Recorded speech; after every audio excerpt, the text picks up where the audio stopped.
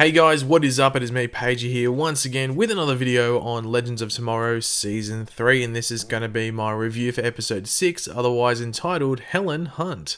But before we get into the rest of the video, there will be spoilers in this video, of course, because we're going to be talking about the major talking points of this episode, and there's some pretty cool things that happen in this episode, so be sure to have watched the episode before we continue. But last episode was a pretty big episode for this season. We really had the threat of Malice introduced, with Damian Duck being returned, as well as the introduction of Eleanor, his daughter, which was actually revealed in this episode technically, but if you were up to date with what was going on in Legends, you would have known last episode that Eleanor was actually Damian Duck's daughter. But really, in this episode, we were heading to Hollywood Land. Yes, in the 1930s, that's what Hollywood was known as, Hollywood Land. We're heading to 1937 to be specific, and to be specific on the locations, we're heading to the Warner Brothers Studios. As we know, DC and all this stuff runs under Warner Brothers. CW is a Warner Brothers property. So yeah, pretty fitting that we are heading to Warner Brothers. But we have an anachronism in 1937, and that is actually Helen of Troy, hence Helen Hunt being the episode title.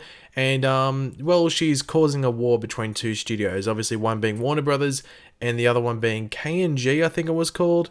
But using Helen of Troy as like a displaced, anachronism in 1937 was amazing, causing this war between Warner Brothers and K&G, because, as they do say in the episode, Helen of Troy was essentially the cause of the Trojan War between, she was, if you don't know, they don't actually explain this in the episode, but she was married to King Menelaus in, obviously, in the ancient times, but then she went and eloped. Elopement's basically when you run away. That's the best way to describe it. You run away, and she ran away with the Prince of Troy, who was known as Paris. So I like my ancient history I did at school, so I did know some stuff about Troy and stuff like that. So I was really, really excited for this episode, and it didn't disappoint in regards to its ancient references. But we get Ray Palmer injecting nanites again, obviously the big meme from Arrow's season, or actually it was a Flash season 1, and I guess Arrow's season 4, or was it 3? No, season 3 of Arrow. God, I'm messing my times up. But when Oliver shoots, or the Green Arrow shoots Reverse Flash and goes, oh, nanites courtesy of Ray Palmer. So a bit of a meme coming back there with Ray injecting both, I think it was just Martin Stein in this case, injecting him with nanites. But due to this, we get an explosion, we get Freaky Friday Firestorm, we get Jax becoming Stein, and Stein becoming Jax. And this was hilarious. I think they got their mannerisms down to a T. Like, we had Jax basically acting exactly like Stein, then we had Stein acting exactly like Jax. It was just insane. It was hilarious at the same time as well. And I just found it really funny that the Legends just found that normal. Like, the Legends deal with so much crazy, insane stuff that this is just normal. Like, the fact that Stein and Jax just swapped bodies and went Freaky Friday, it's just another day on the Wave Rider. It's actually much more normal than anything they usually get. So I just found that hilarious. But we do get Damian Duck back in this time period, as I sort of did hint, because they do like basically confirm that Eleanor is his daughter. But he's actually the agent of Helen of Troy, which isn't surprising. So he's back there to make a profit, because obviously these two studios are waging war, and obviously they're going to pay top dollar to get Helen of Troy on their side. So if you're Helen of Troy's agent in this situation, you're making quite a lot of money. But he does make Sarah an offer here, basically saying, like, go away, just leave this time period and let us be, and I won't kill you. And, maybe Sarah should have taken that offer, considering what happens to her towards the end of the episode. But yeah, Sarah's a strong woman, so she didn't let that happen. But speaking of strong women, this episode was really a girl power episode. Obviously, we had Helen of Troy, a very powerful figure, but then essentially because Helen of Troy was involved, the guys on the Legends team couldn't really get involved, because they just would have been like infatuated with her beauty and her status. So really the girls had to go out there. So we had Zari, Amaya, and obviously Sarah. It's good that Sarah is now not the only girl on the team. Obviously we did have Kendra, but in season 1 of Legends she had her own thing going on, so she wasn't really that close to Sarah. So now that Sarah has like two girl buddies, it really helps in these type of situations. But they really do show their power, or their girl power levels, if you want to call it that, when they take down the different studio executive people and stuff like that. I did like Sarah's Arrow season 4 burn to Damian, as she repeats the line that Oliver Queen said to Damian before he killed him. So I thought that was pretty funny, and Damian definitely took that to heart. He was not happy about that line from Sarah, so Sarah definitely burnt him there. The fight scenes in this episode were pretty cool. I did like how they used the whole fact that they were in Hollywood and stuff like that, using prop swords and stuff like that to fight. I thought that was pretty cool. Kawasa and Vixen's fight was decent. It was in like a dark area, so it wasn't like the best lit fight, but it was decent.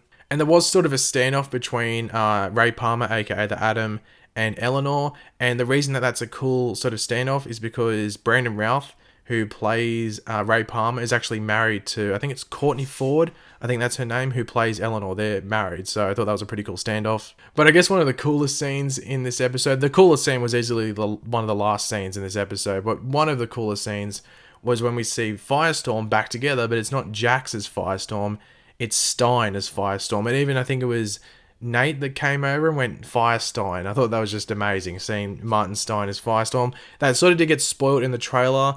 I sort of wish it hadn't, but what are you going to do? It was in the trailer, so you can't really do much about that. But it was pretty cool to see Martin Stein as Firestorm, because usually we just see his head, but in this case, he was the body and Jax was the voice, so that was just really cool. But the big reveal for this episode in regards to a character learning something, I was waiting for it in the episode. I was wondering, okay, is she going to learn it herself? Is Kawasa going to tell her? Is Ray going to tell her?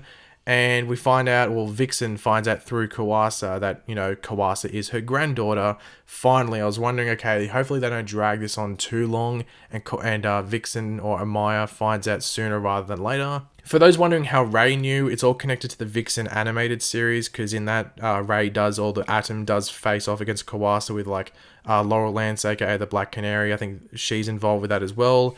But this is when Kawasa was different. Like, she obviously didn't look like she did in the animated series, so I guess that's why they're passing it off that Ray didn't recognize her and stuff like that, because obviously Kawasa tried to drown Ray in episode 4, I think it was, or 3, one of the two. But obviously earlier in the episode, Damian Duck did give Sarah that offer saying, hey, look, if you go away, if you just leave this time period right now, nothing bad will happen to you guys. You can all leave, go back to 2017, live happy lives, done and dusted, nothing bad's going to happen to you.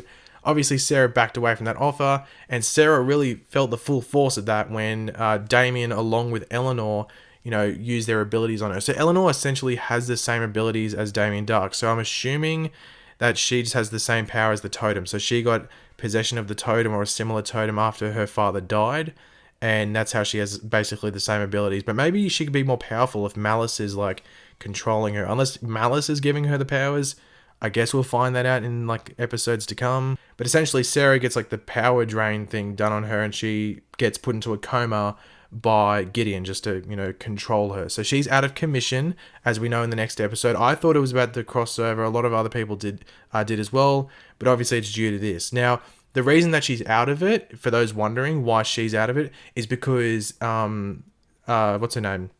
Katie Lotz, who plays Sarah Lance, would most likely have been filming a lot of crossover stuff during the filming, of the next episode, which has Gorilla Grodd in it. So that's why she's not going to be in that episode, and that's why they've made this storyline, which is in a coma. It's because she would have been really, really busy filming some crossover stuff, so she wouldn't have had time to film this episode. So that's why they've, tied Sarah out of this episode, and they do it a lot of the times with these shows. For example, on Supergirl this week, Melissa Benoist and Chyla Lee, who play Alex and Kara, were in that episode, but for a really short amount of time. That whole episode was essentially flashbacks, because they were probably either filming crossover stuff then, or they were taking a break and just giving some relaxation before the crossover started. But the big thing in this episode, which I think I saw a lot of people talking about, a Wonder Woman reference, and I was like, ooh, okay, what is it? And instead of Helen of Troy, she was Helen of Troy, obviously when we met her, but now let's just call her Helen of Themyscira, because Zari, against the Legends, really the Legends were probably not going to be happy about this, because she didn't return Helen to her natural place. Instead of returning Helen to Troy, she returns, or doesn't return her, but she places her in Themyscira, which is awesome. Obviously, that's the island of where Wonder Woman was born, where obviously Diana Prince is from. So that's just amazing. Obviously, we're not going to come back to that. We're not going to come back to Helen and she's hanging out with Wonder Woman and stuff. It's an awesome little Easter egg and little reference there. And obviously, because Wonder Woman's a big thing now, Justice League comes out. Basically, when you're watching this video, I will be almost about to sit down and watch Justice League. I might be an hour or two away from watching Justice League. Obviously, Wonder Woman's in there. So it's a pretty good Easter egg to fit into this episode, seeing that Justice League does come out this week. So good work to the writers and the producers on the show for that. But overall, I really enjoyed this episode. It wasn't the best episode of Legends this season, but it was one of those typical Legends episodes in a time period. Lots of fun. Develop some stuff with Kawasa and even Damian Duck and Eleanor.